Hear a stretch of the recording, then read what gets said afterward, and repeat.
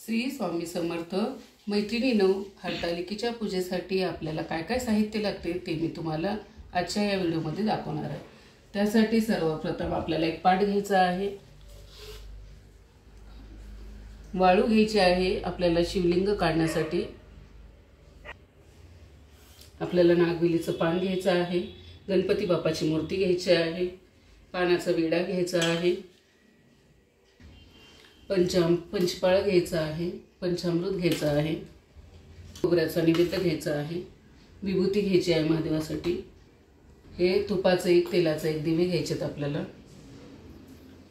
कापूर घ्यायचा आहे, उदबत्ती, धूप घ्यायचे, पाणी घ्यायचे, कापसाची वस्त्रमाळ घ्यायची, पार्वती आणि सखीची मूर्ती घ्यायची आहे, आरतीच्या वाती घ्यायचेत, घंटा घ्यायचा आहे, नरद घ्यायचे, पत्री घ्यायचेत आपल्याला 16 सगळ्या नमुन्याचे, 16 प्रकारचे पत्री घ्यायचेत आपल्याला, 16 प्रकारच्या 16 घ्यायच्या आहेत।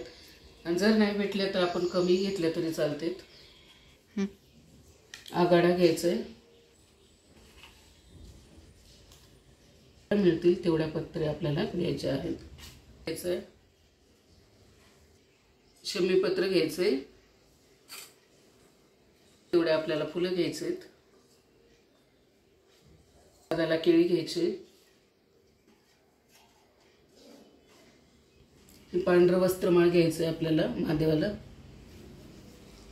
कणीस घ्यायचे आणि काकडी घ्यायची।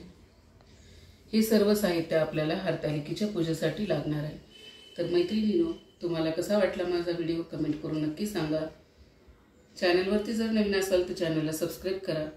शेवटपर्यंत माझा व्हिडिओ ऐकला त्याबद्दल आपल्या सर्वांचे मनापासून आभार।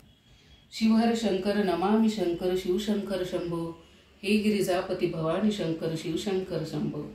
श्री स्वामी समर्थ।